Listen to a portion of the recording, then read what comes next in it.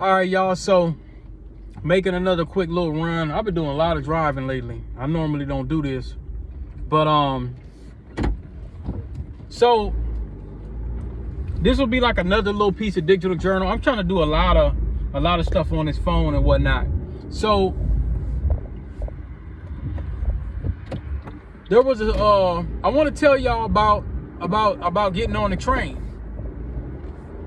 When I was on the train, what ended up happening, when I got on the train, I had a situation where I'm just kind of watching everything that's going on. And one thing I noticed about the train, and I got on the blue line because I had to get to South Minneapolis because that's where I parked.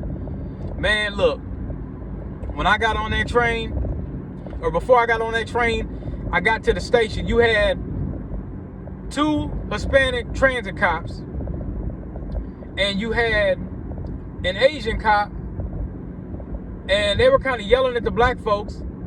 And I'm just kind of looking at this, and I'm kind of wondering,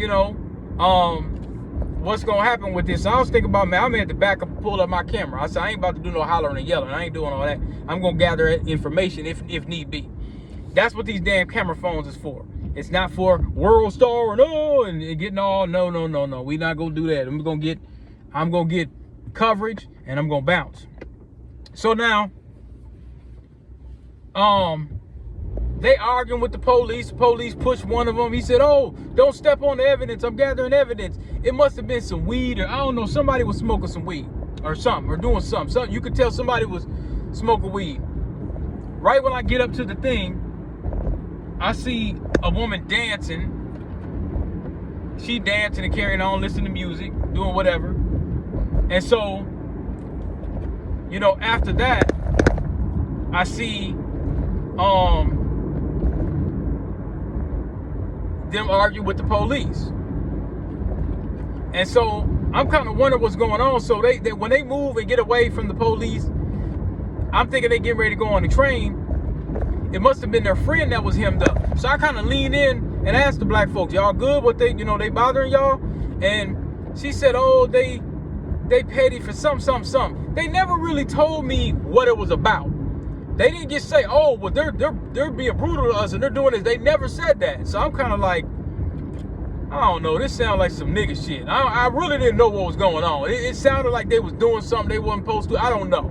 But I said, well, they didn't tell me that. They didn't tell me that the police was doing them dirty. They said they was being petty or something, but they couldn't say that they were wrong. So I said, well, shit, I'm not, y'all be safe. I hop on the train. So I get on the train. Train almost left because of the older guy. He had his walker. Or not real old, but he was an older guy. He had his walker. So, see this white bear? Okay, let me go this way. So now, when I get on the train, it's 2 Indian women sitting there, and they look like they were coming from work. They're dressed very nice and whatever the case may be. And so this dude gets on the train. This black dude get on the train, and this nigga smell like Cornish hen feet and 500-pound no shower Lizzo ass crack. That's what. I don't know. It was out of this world. So he's up there trying to talk to him. Hey, ladies, how y'all doing? And he had these Air Lean, these Nike Air Leans. Like them.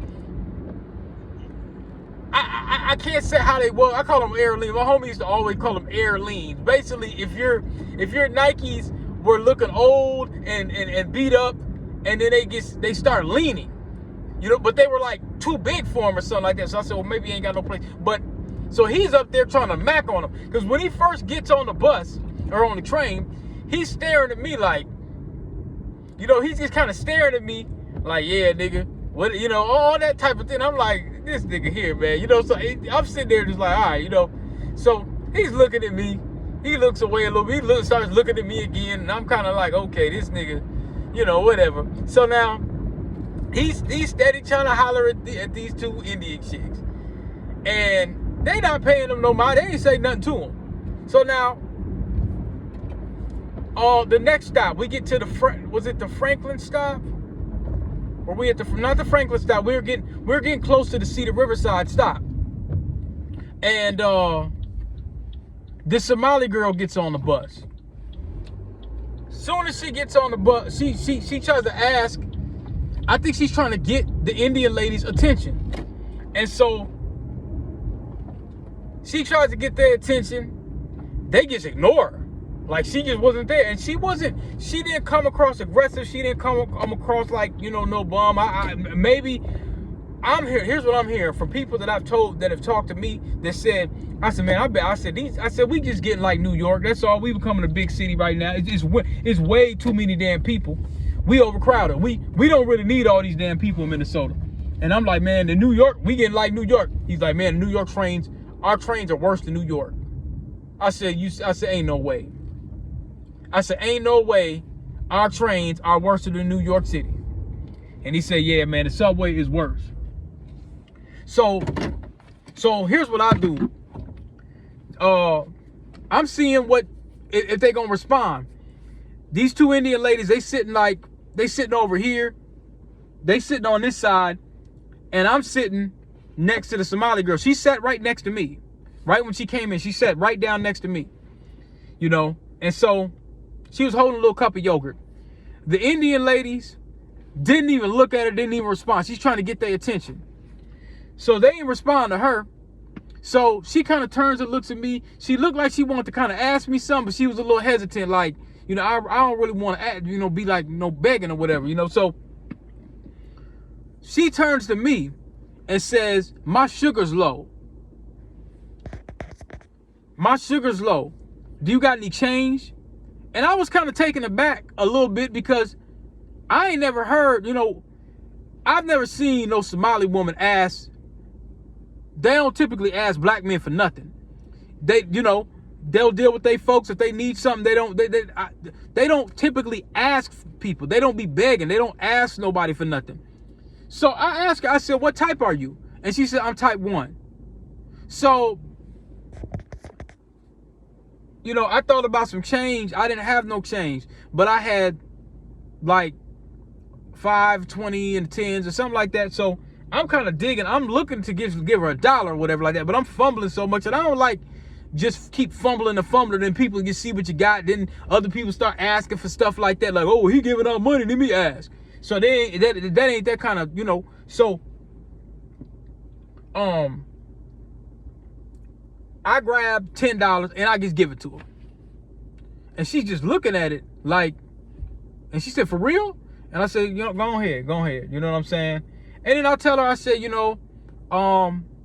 you know anybody that likes books or whatever? So I'm starting to get to the point where I'm starting to kind of promote myself a lot. I'm too damn silent. I'm always looking out for other people so damn much. I don't promote myself. Barely. I barely promote myself. That's not something that I do, and I got to stop doing that shit. It's time for me to promote me. So now I tell her, I said, well, I'm an author or whatever. She said, oh, I like reading. I said, okay. So I give her a card. Now, my card it got my phone number on it. I don't really want people calling me all like that, but then, if it's business, people could call me, but I'm more of that vetting process. You email me, that let me know you know how to use a computer, which means, because anybody can use a computer and people all got smartphones. So anybody that has a smartphone, even if you don't know how to configure it, there's a lot of apps, there's stuff that people watch, TikTok, whatever. There's no excuse not to know at least where to find the information. So I'm dealing with everybody. We're in a digital world now. Everything I had to do previous to this, I had to kind of get it out the mud. There wasn't this streamline of just information. So you could watch videos, people could tell you things, they could lie, they could do whatever. You did not have such a thing. And one of the conversations I was having when I first got to the train station, because I had to go to Oakdale, and then I was doing some driving into South Minneapolis, parked my car. When I jumped on the train, I talked to an old school brother. He said he got here in 1998. And we were talking just about the stuff, and and he said, I could tell that,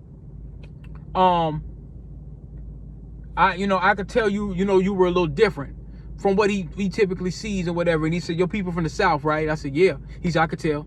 And he was like, it was different in 98. I said, yeah. And, you know, before I got on that train, I was talking, when I seen 3 guards. So you had these black guards, I think they had weapons. They looked like Navy SEALs almost. I thought it was kind of dope. But they down there on the Franklin station because they know people, they know all that BS going on down there. So they got to get people to, you know, get some act right. And, you know, black folks will put it down. You know what I'm saying? They ain't gonna let nothing go, you know. So they had 2 or 3 black guards. They dressed in all this black fatigue and all that. And, you know, they doing their thing. So they off over there by the train station. I guess they do security. And then that's a good thing, because there's a lot of elderly people and there's a lot of folks that act a fool on that damn train. So I'm glad that they there. And then you had 2 white people. They didn't look like security. They looked like they were just passing stuff out, or they were cleaning the Metro Transit or whatever. And we were talking about how, like, you know, they're like, man, shit, you know, the Fred Fry, mayor, he need to resign. Like this, we were talking about like how the city was. And I told